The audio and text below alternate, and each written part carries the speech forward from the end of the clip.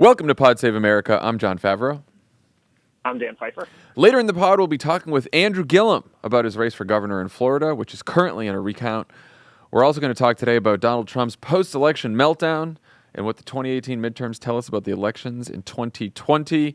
A new Pod Save the World posted on Wednesday. Tommy did a roundup of post-election foreign policy news with Ben Rhodes. Also, Anna Marie Cox had a really smart conversation about the election with the great Rebecca Traister on the last episode of With Friends Like These, so do not miss that. Finally, a scheduling note. Next week we'll have a pod on Monday afternoon, and then, Dan, we're going to have our annual Thanksgiving mailbag episode out on Thursday. It's now become a tradition.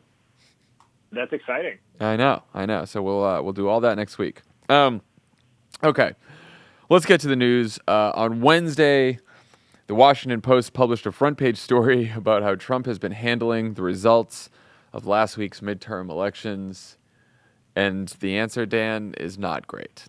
The Post reported that Trump's frustrations led him to lash out at British Prime Minister Theresa May. Because, when you're pissed about your drubbing in the midterms, why not call up a foreign leader and yell at her? Trump has also threatened to shake up his White House staff. A separate story in Politico about the mood in the White House quoted one staffer who said, "It's like an episode of Maury Povich. The only thing that's missing is a paternity test." Quote of the month from a White House official right there. Yeah, I'm also not sure it's accurate. The odds of a paternity test are not zero. That's true. We could be getting that soon. Dan, why is Trump so upset? I thought he said the election was a total success for Republicans. I thought I heard certain pundits say that it was only a blue ripple.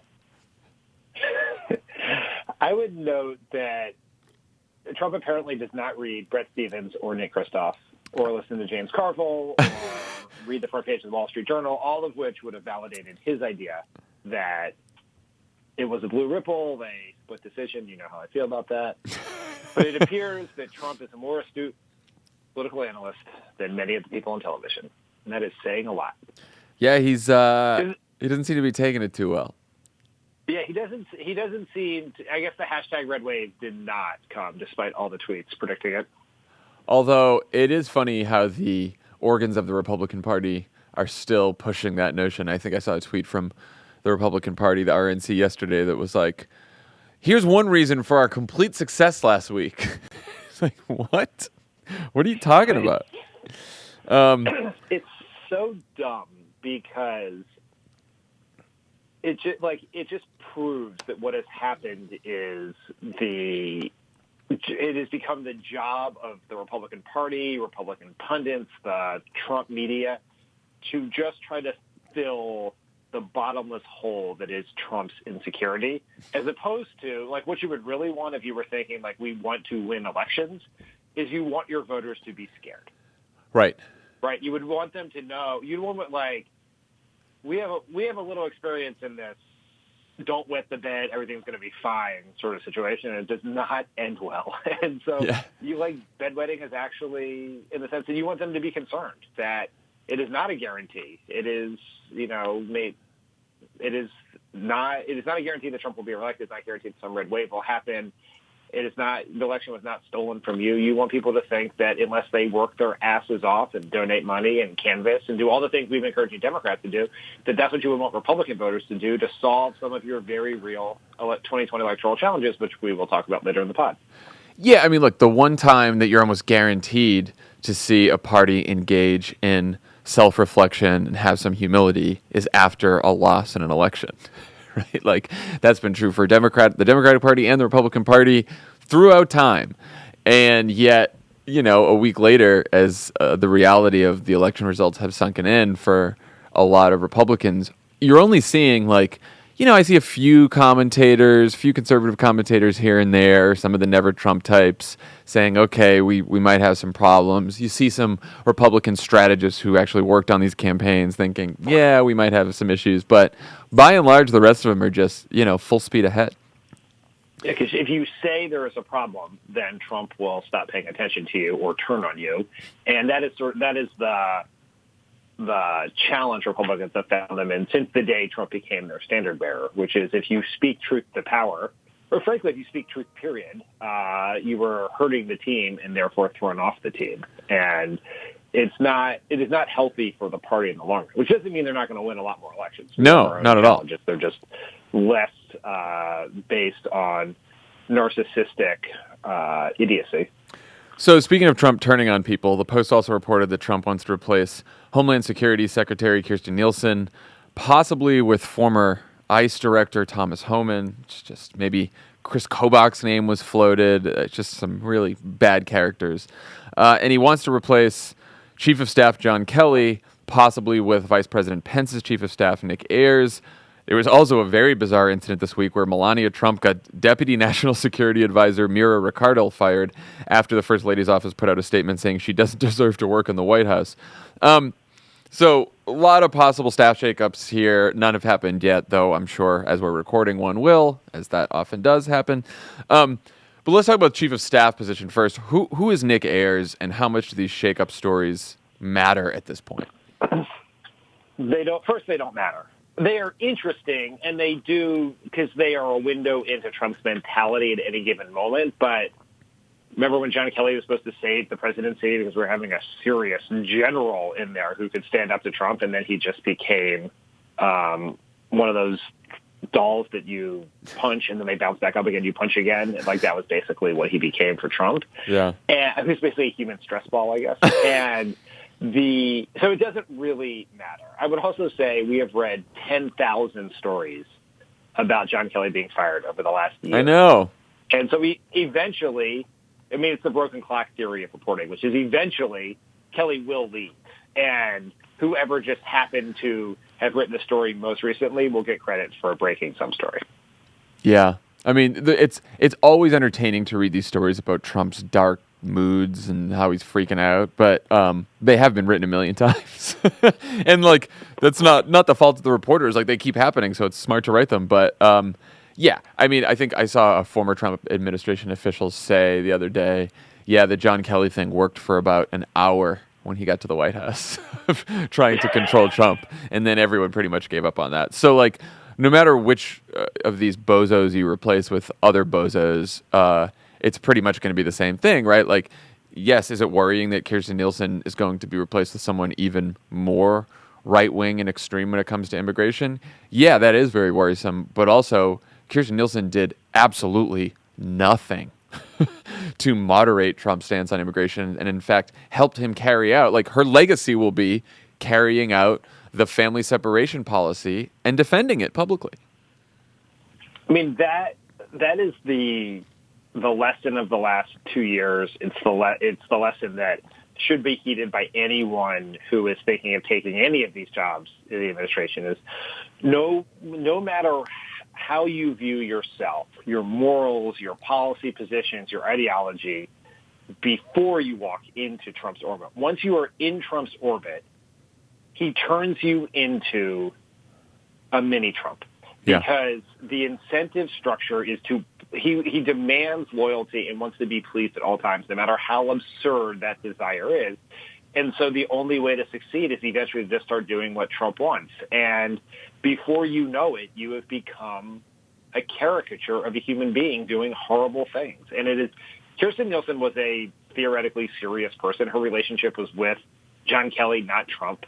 She was not like some MAGA hat-wearing Fox News green room drag who got brought into the administration. But once she was there, Trump yelled at her enough times and dressed her down and cut off her access and did all those things that the only way she thought she could keep her job was to put children in cages. And then to lie about it in front of the country. Because to have not done what Trump wanted to do or tell the truth about what Trump wanted to do would be to be excommunicated from Trump land. And it is the fastest way to ruin your reputation forever is to go work for Trump. And so I don't know why anyone would take any of these jobs, but people can continually make poor choices in life, so who knows? So back to Trump's mood that's seemingly causing all this turmoil. Is it possible that a massive electoral repudiation by the American people is going to actually worsen Trump's behavior? This morning he was tweeting about how 100%. Bob Mueller is a disgrace to our nation. The investigation is the worst witch hunt ever. I mean, it's all stuff that he's tweeted before, but he hasn't actually attacked Bob Mueller personally for many months, but he seems to be his mood seems to be darkening, especially with regard to that investigation. Well, I think an important fact here that we should remind people of is what Trump is currently doing, according to reports from Maggie Haberman, Jonathan Swan, other other people who have a good sense of what's happening in the White House, is Trump is spending a lot of time with his attorneys working on the answers to Mueller's questions. Can you imagine that scene, by the way? That is something that is in Trump's head. Donald Trump I just imagine Donald Trump sitting in the Oval with like 10 lawyers around him, a bunch of goofball advisors, and they've got all the questions printed out, and he's trying to write them, and they're all yelling at him, and he's yelling back at them. I would love a good TikTok on, which I'm sure we'll get after the fact, on what it is like for Trump to answer the Mueller questions.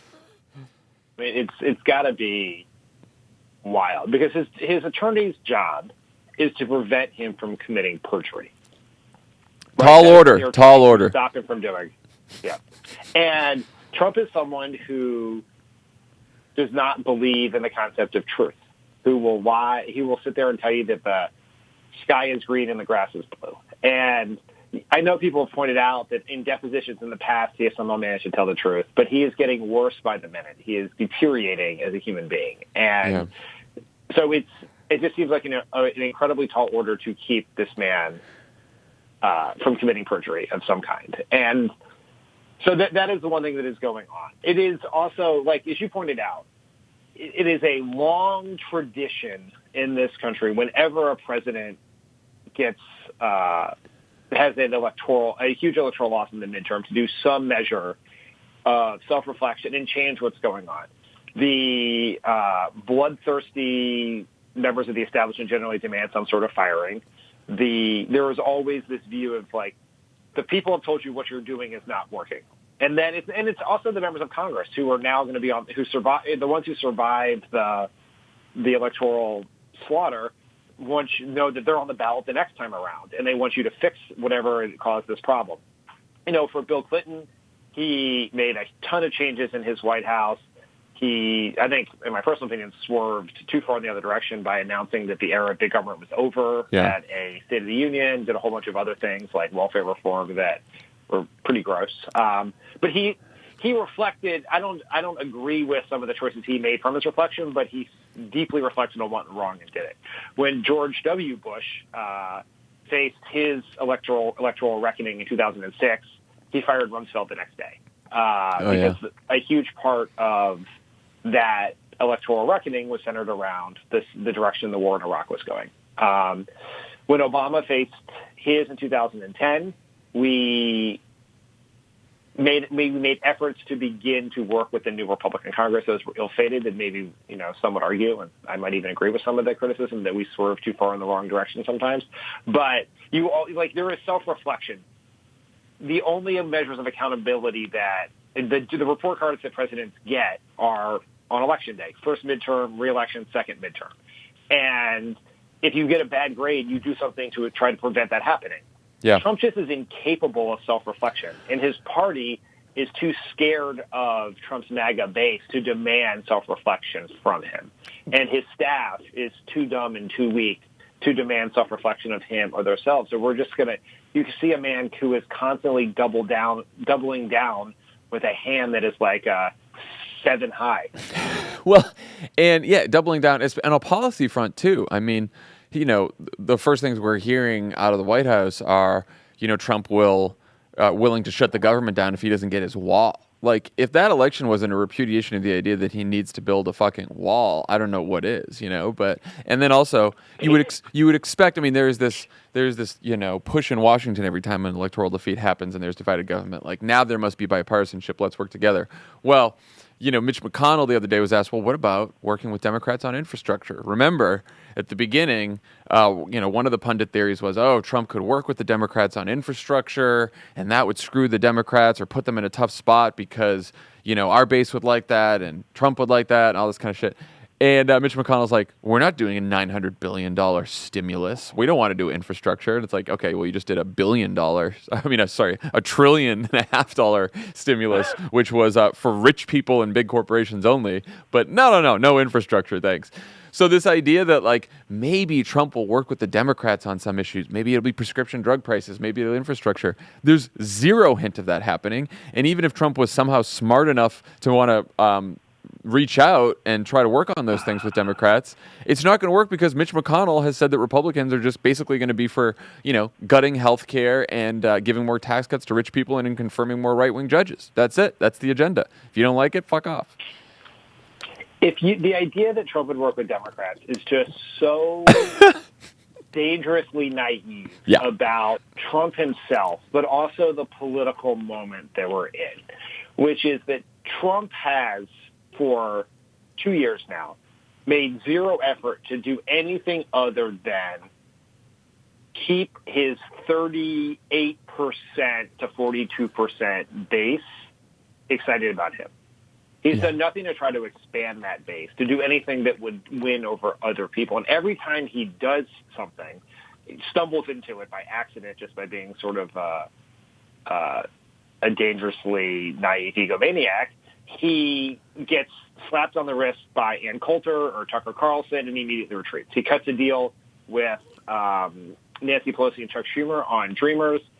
The Morning Joe set erupts in praise. He's very excited about that. And then Ann Coulter tweets about him and he completely backs away. And instead of protecting Dreamers, he puts them on the deportation chopping block and tries to and then puts in place the family separation policy.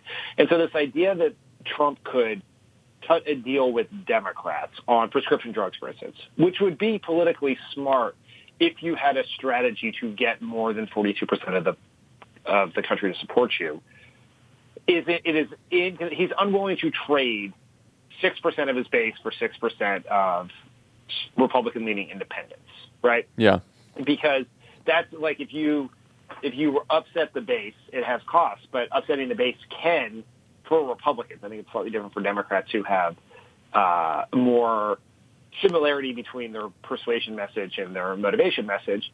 It could work, but he cannot do that because the thing that keeps him going is the praise he gets from Sean Hannity and Tucker Carlson. And if he were to lose that, then he would just melt into the floor like a character from The Wizard of Oz. Yeah, he's stuck on that sugar high. All right, let's talk a little bit more about the midterm results and what they mean. We wanted to do this today because when we talked about this last week, we were operating off of partial data and exit polls that, frankly, aren't all that great. But now we have some better data, partly thanks to the folks at Catalyst who do their own exit poll and match it with the voter file, which gives you much more accuracy. So here's a quick few points from their research. One, there was an increase in youth turnout, and even more notably, the Democratic margin among 18 to 29-year-olds, how much we won that group by, went from plus 25 in 2014 to plus 44 in 2018. That is a crazy margin. And this was especially true among young white voters. In 2016, Democrats and Republicans were essentially tied among this group. On Tuesday, Democrats won them by 26 points. And you saw something similar in an increase in the turnout and the margin among 30 to 44-year-olds. So now everyone basically from 18 to 44 is, turnout was up slightly, but the margin, how much they voted for Democrats by over Republicans, has swung super far to the Democrats. We also saw that the 2018 electorate was more diverse than the 2014 electorate, with big Democratic gains in comparison to 2016 among white voters with a college degree and Asian Americans. Stayed about the same among African Americans and actually lost a little ground among Latino voters between 2016 and 2018. And then one more point, the turnout was also slightly down in rural areas, and Democratic gains were pretty big in rural areas, but mainly because of young voters who live in rural areas who went more Democratic by 17 points. The older voters really we didn't make any gains at all. Dan, what are your takeaways from all of these data points? Does it paint a cohesive picture? Is it sort of confusing? What do you think?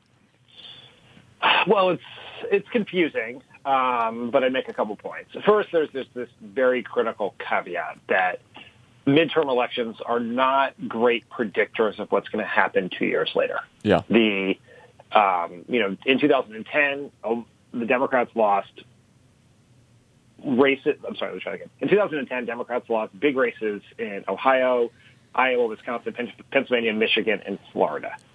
And then in 2012, Obama won all of those states, in some cases by pretty good margins. And so you just have to recognize that it's all about the turnout mix, right? Turnout for Democrats was bad in 2010, much better in 2012, and that put those states back on the map. Yeah. You can't draw conclusive lessons, but there are things you can learn that can help inform your 2020 strategy, which I think is the important thing here. Yeah. I would say that there was I had this fear, and I think a lot of people had this fear that the Midwestern states were moving sort of quickly and irrevocably into the Republican column, right? We've been having this debate within the party where it's like, what's going to happen first? Are these states that are getting older and whiter because young people are moving out instead of into the state? Are Pennsylvania, Michigan, Ohio, Iowa, Wisconsin going to become red before North Carolina, Georgia, Arizona, and even Texas become blue, right? And that was sort of a race. And we always sort of thought we were going to win that race because Obama had won North Carolina in 2008. I think absent some pretty significant voter suppression, Obama would have won it in 12. And then it fell off a little bit in 16. And we thought Florida was moving strongly in our direction, and that turned out not to be the case. But if you look at what happened in the Midwest, you see sort of some encouraging signs for Democrats. It remains a possibility. It seems like it is going to still be true that Pennsylvania, Michigan, and Wisconsin will be true toss-up states, and that Iowa, there is possibility for the right Democrat to repeat Obama's performance in Iowa. There are some concerning signs in Ohio, despite Sherrod Brown's win. Yeah. But if you sort of think about it, Democrats hold the states we won in 2016, and then you just add Wisconsin, Pennsylvania, Michigan back to your column, you get to 279 electoral votes, and you win. Without having to win Ohio, Florida, or Iowa. So the path remains for Democrats.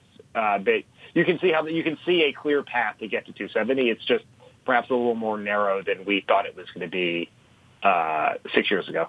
Yeah, I mean, so let's talk about the Midwest, and then we can talk about Florida. In the Midwest, I think the good news is the Democrats bounced back from their performance in 2016 in a number of these states. The bad news is they didn't bounce back to the Obama-level performance of 2012. So there is no such thing as a blue wall anymore.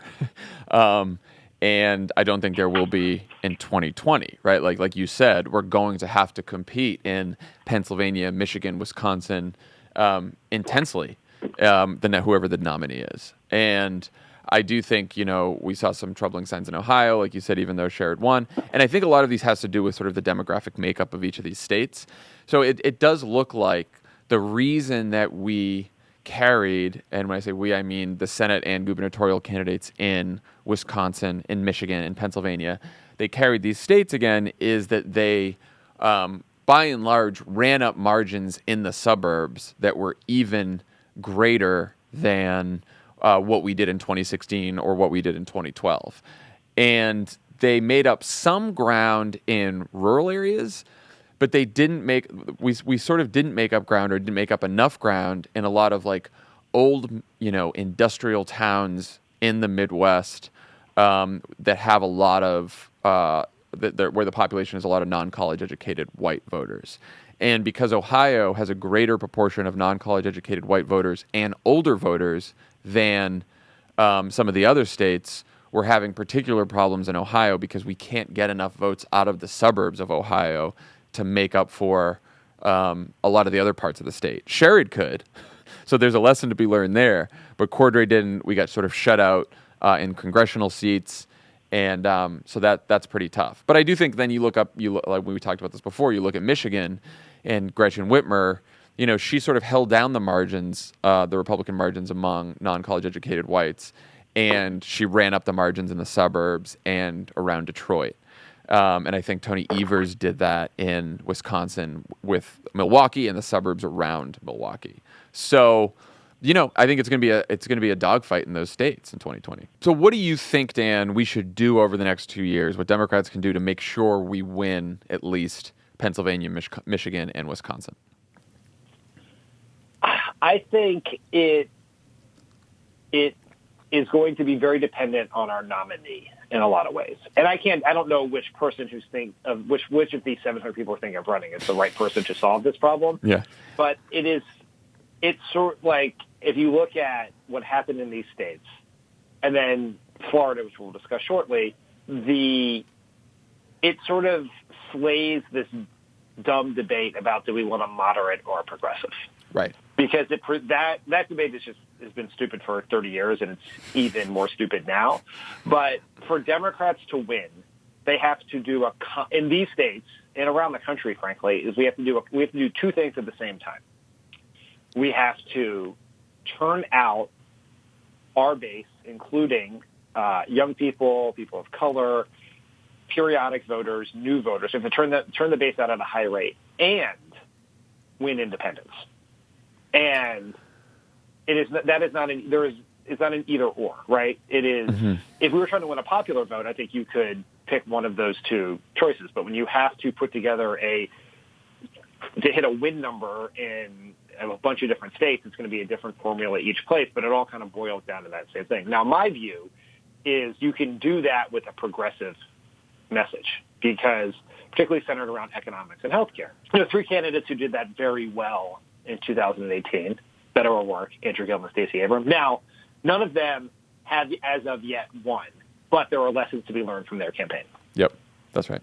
And Tammy Baldwin in Wisconsin, by the way. Tammy Baldwin is a progressive senator in Wisconsin, and she won 17 counties that went for Trump. I mean, just when you think you've got electoral politics figured out, think about the fact that there are 17 counties in Wisconsin that voted for Donald Trump in 2016 and then turned around and voted for Tammy Baldwin, a progressive senator, in 2018. Yeah. Which says a lot about that candidates matter, right? It is someone who, it's not just simply like, we're conservative, therefore we're not going to be for progressive. It's, can you convince people that voting for you is going to improve their lives? Whether that's convincing you to vote for a Democrat, even though you live in a Republican area, or to convince you to go from being a non-voter to a voter because it's going to matter. And the best candidates can do that. So I think that is an important thing. It's just one thing that we should try to move away. We will not move away from that debate, because everyone in political punditry and journalism is sort of wrapped around an axle that was last relevant in 1989, but such is life. I would just make one other point about these states that shows how quickly things change, which is in 2012, we were so confident of our position in Pennsylvania, Wisconsin, and Michigan that we decided, in order to save money to be able to match the Romney campaign for spending, that we would not advertise in any of those three states. And it wasn't until the very end, when we had extra money and we knew we could compete financially, that we put up a few ads in those states and visited those states. We were so confident that they were in our column that we didn't campaign there.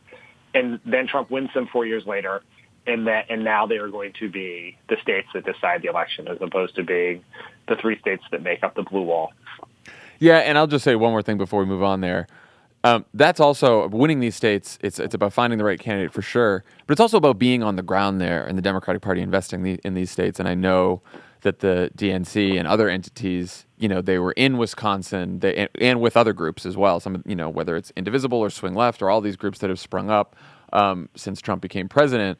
They really sort of rebuilt the relationships with people, with voters on the ground. A lot of these organizers in Wisconsin, in Michigan, in Pennsylvania, that, atrophied a little bit over the years that Obama was president, and because we didn't even compete in them in 2012 because they were so safely in our column. And famously, Hillary campaigned a lot in Pennsylvania, but in Wisconsin and Michigan didn't campaign as much there. So I think sort of rebuilding the relationships with voters in those states is going to help us as well. Let's talk specifically about Florida. Obviously, recounts are still underway, but no matter what happens, it was obviously much closer than the polls suggested. Nate Cohn of the New York Times' Upshot wrote an analysis the other day about how heavily Democratic Miami-Dade County could be the single biggest cause of the potential Democratic disappointment in Florida. Democrats did 8 points worse there than Hillary did in 2016 in Miami-Dade. And President Trump's net approval rating was also about 10 points better than it was in this 2016 election. Sorry, the margin was 10 points better. So that's fascinating. I talked to Steve Shale, our friend who ran Florida for Barack Obama in 2008, 2012, 2 winning campaigns, has run a lot of other campaigns in Florida. He thinks the Miami-Dade thing is troubling. He also thinks an even bigger issue was, Trump really ran up the margins around Tampa and Orlando and a lot of those suburban, exurban counties. We won them. Obama won them in 8 and 12. Trump won them in 16. And it looks like DeSantis and Scott won them in 18. And actually, Nielsen did okay there, but that's, I guess, because his congressional seat is from there. So it does seem like those are still the swing counties in Florida, and Democrats need to figure out how to win those. But what do you think about Florida? I'm worried about it because I think we have been somewhat out-organized there. I saw also in Steve's email to you that he pointed out that the Democratic registration advantage in the state has dropped significantly over the last many years, and that's a problem. And it should be going the other direction because from a pure demographic point of view, the state should be getting more Democratic. You have younger people moving there. You have a non-Cuban Latino population who is aging to the electorate. There continues to be a large segment of unregistered African Americans in the state. Obama had success in registering a lot of them in 08 and 12, but there's still a lot more voters there. You have Puerto Ricans who moved to Florida in recent years, but also since the hurricane, who are eligible to vote, and Democrats have a very good case to make to them. And so there's an organizational challenge, and part of it has been we, at the state level, until I think Gillum's campaign here, we've been sort of getting our clock cleaned in a lot of races, and that has an impact, right? Like what we don't know if Gillum's going to come out ahead in the end, depending on the recount. That's still pending. But prior to that, Democrats have not had the governorship in this century, right? And so that just is going to affect it over time. And you can't just have Barack Obama come in 2008 on a wave of enthusiasm and win the election, and then organize the state, from the perch of the White House with tremendous resources in 2012, and then expect that to change the direction of politics in that state forever. Florida is the great warning that we should have all heeded after 2012, that demographics are not destiny, right? Yeah. You have to organize, put the work in, and you also have to appeal to as broad a selection of as broad a cross-section of voters as possible. And it is, now we don't need Florida to get to 270, but if you win Florida, it's game, set, match. Yeah. It is interesting because on one hand, Democrats did flip 2 Republican seats in Florida, in the Miami area. Donna Shalala won. Debbie Mucarsel-Powell, who was on the pod, she won as well. And yet in that county, it seems like Rick Scott and Ron DeSantis both made inroads among Latino voters. Now, Steve talked about this. He said, look, in midterm years, you actually get more Cuban Americans voting. And then because in presidential elections, you end up getting a larger Latino turnout. And in midterm elections, Latino turnout drops a little bit, But among Cuban Americans, it doesn't drop. And because Cuban Americans traditionally have voted more Republican, you get a little bit more of a Republican electorate. That combined with, I guess, Rick Scott has done a lot of work reaching out, organizing with Latinos. And I think DeSantis ran with a lieutenant governor candidate who was also Latina. So that might have had something to do with it, but it is pretty weird that we sort of lost ground among Latinos there. Yeah, I'd be very curious to see precinct-level data among the mostly Cuban precincts that Obama won in 12, which had never been won by a Democrat previously, or at least not since, 1968 or something. Yeah. So I'd be very curious to see that. And I'd also love to know, and this is an easily knowable thing until you look at the voter file, but the age makeup of the Cuban voters that turned out, right? So, there is, to Steve's point, there is a group of older Cuban Americans who vote reliably Republican, and they vote reliably, like older voters tend to do. And there is a group of younger Cubans who are more in line with where the Obama administration came down on Cuba and supported Barack Obama with some pretty great enthusiasm, but I'm curious about whether they also turn out at a lower rate in a midterm because they are younger voters, and younger voters tend to turn out at a lower rate in midterm. So you're sort of looking at two separate things. And until you know that answer, you don't know, has Trump and Rick Scott changed the politics in that community? Or is it about turnout? Simply a turnout problem among Democrats that we need to address in 2020? That is sort of the question that dictates strategy that you can't know until you get deeper into who voted and who didn't. So let's talk a little bit about how Democrats can win some of these states when Donald Trump is on the ballot. In 2018, we've talked about this, Democratic candidates focused almost exclusively on health care, particularly pre-existing conditions, and generally in their races avoided Trump. And that was true across the ideological spectrum, whether you were, Alexandria Ocasio-Cortez or Joe Manchin. You didn't talk about Trump a ton. You talked a lot about issues, especially health care. The big question is, will this strategy work in 2020 when a Democratic candidate is actually running against Trump himself? Is it possible to ignore him? I know you talked about this a little bit in a Daily Beast story the other day, but what do you think about this? I sort of felt sorry for Gideon Reisnick, who's the reporter, who reached out to me because I had a lot of thoughts, and I sent him back basically like a manifesto of my views on this. I mean, the person you're really going to upset by that is Brian Beutler at Crooked.com, but go ahead. Yeah. I'm unfamiliar with him. Where does he work again?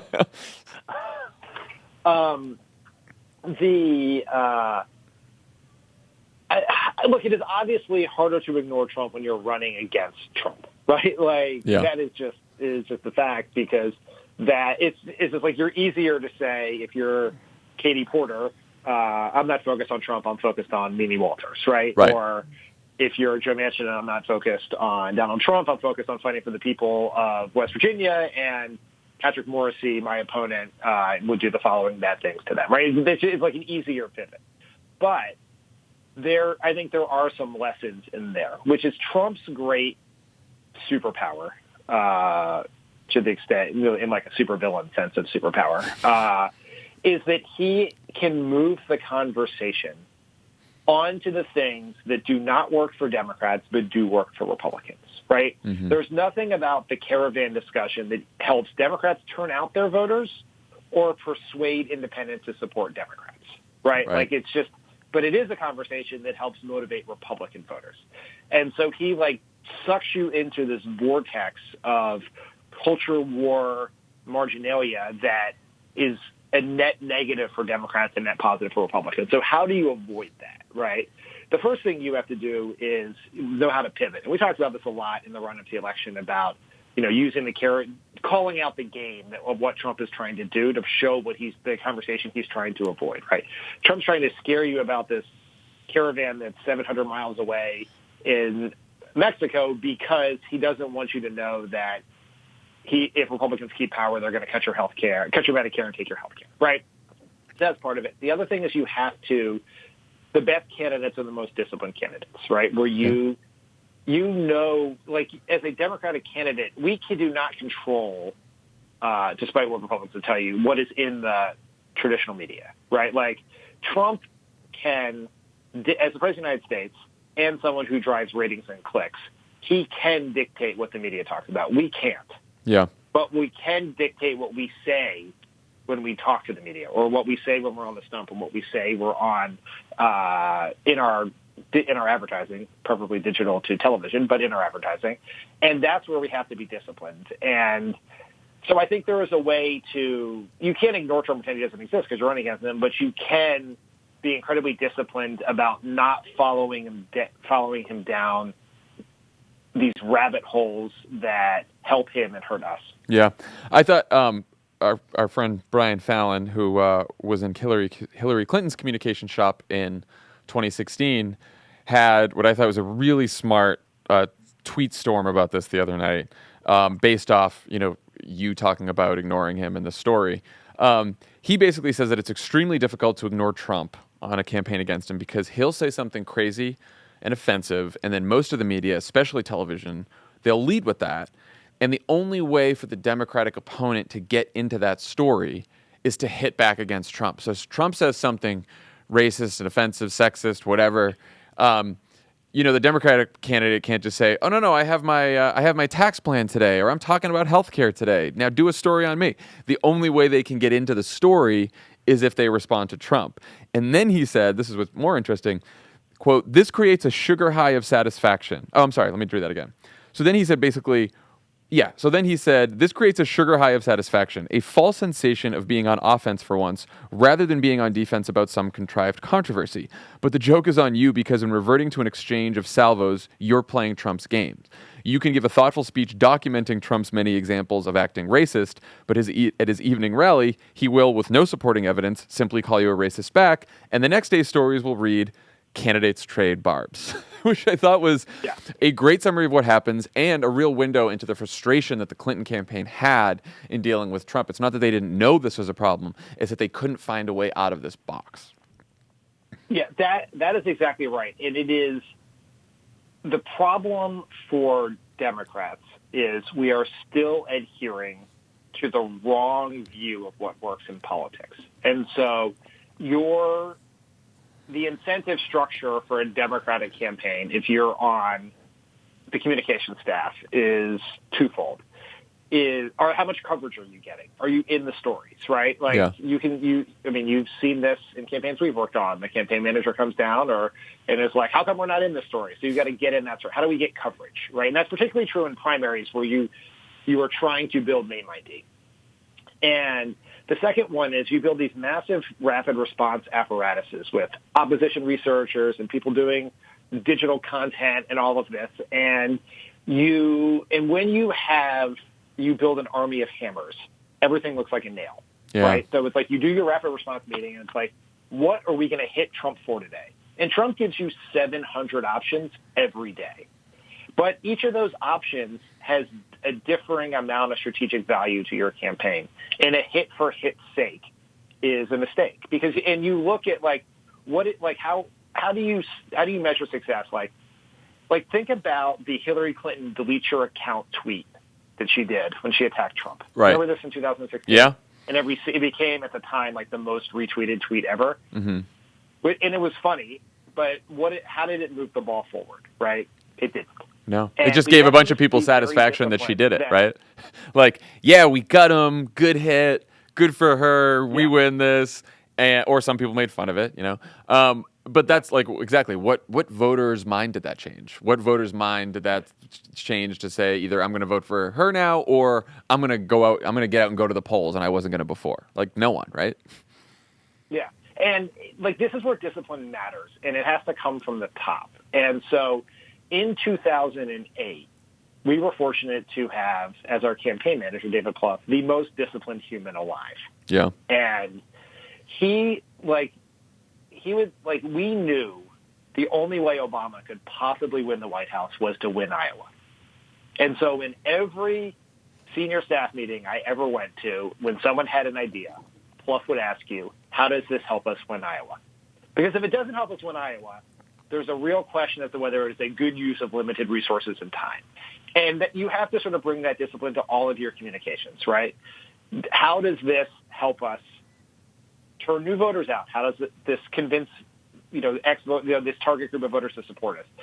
And if your answer is it gets a lot of retweets or it gets us cable TV coverage or mainstream coverage or whatever else, that is not a good enough reason to do things. And so this is where you have to if your way of getting your message out is through, let me try that again. If the only way in which you're going to build name ID and persuade voters is through the mainstream media in the Trump era, you are going to lose, and you're going to lose pretty bad because they have zero incentive to cover the issues you want to cover.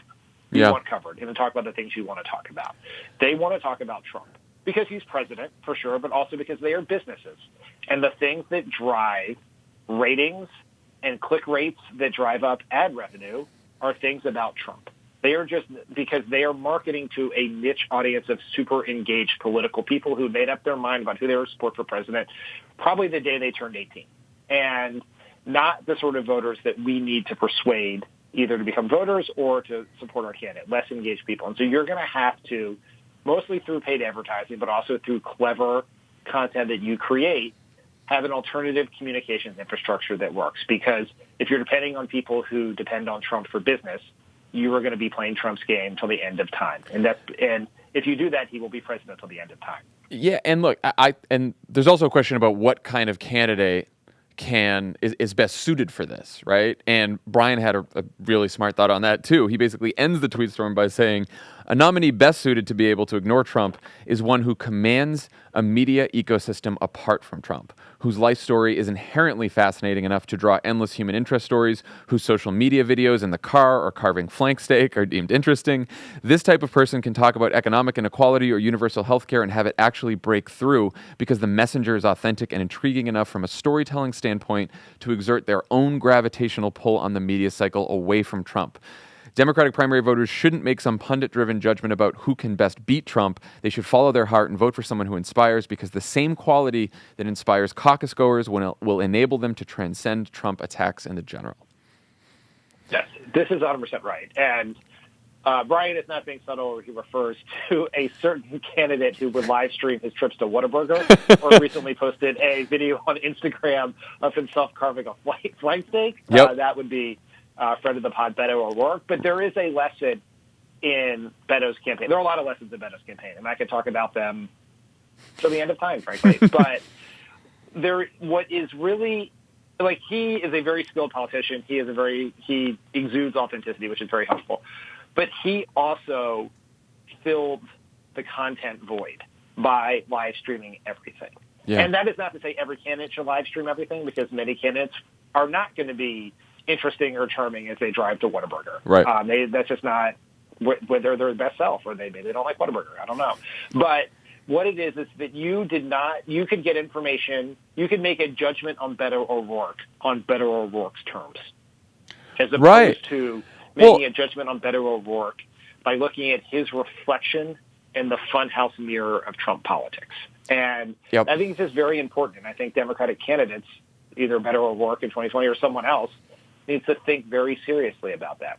I mean, Obama used to say this all the time to us, which is he believes the reason he won Iowa is because he was able to go to Iowa, spend months and months and months on the ground there meeting as many caucus goers as possible. And he said, when I met them and they saw me and they got to know me, they realized that I wasn't the caricature,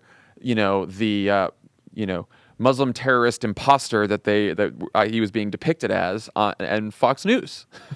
And so he's like, the caricature of me, what didn't hold up to them meeting me. Now, that's impossible to meet every voter in every state, right? But the point is the media ecosystem apart from that. And like you said, it worked for Beto to be in the car, right? So the lesson is not for the communications people out there to run to their candidate and be like, we got to drive around like Beto did and Facebook live stream it. Like, you got to do what works for you, right? Like, what would have worked for Hillary Clinton? Well, Hillary Clinton is a policy wonk, very fluid in every subject, really cares about actually passing policy to help improve people's lives. You could put her at a round table, live stream that, and she's talking to people about policy for an hour who, it impacts, like mothers, children, families, whatever it may be. figure out what works for you, where you're at your best as a candidate. It doesn't matter what that is, and figure out how to create a media ecosystem around that. I mean, you and I and Tanya all talked about this on the media episode of The Wilderness. Tanya's been talking to us about this since she joined Crooked Media, that you need to find and create this sort of media ecosystem and fill the void with content as a candidate so that you're not defined by the opposition. But I think it's essential for whoever is going to be the nominee in 2020 to figure out what works for them and to have this entire life outside of Donald Trump. You can't be sucked into his vortex all the time because it's not going to fucking work. You're just going to get him. And we saw this, right? Like Elizabeth Warren, who we love, who's brilliant on policy and has this great story and is passionate. She got sucked into it for a moment there with that video about her Native American ancestry, because it was so much about, well, here's what Trump said about me, here's how I'm hitting back, and it was suddenly like her going back and forth with Trump as opposed to her on her own, who's so much more inspiring and passionate and brilliant. That's right. I have referred to on this podcast before this book that was written in 2006 called The Way to Win, which in most cases is a pile of hot steaming establishment garbage that should not be read, in part because it was a treatise on the 2008 election that didn't include the words Barack or Obama. Yeah. But I will say this.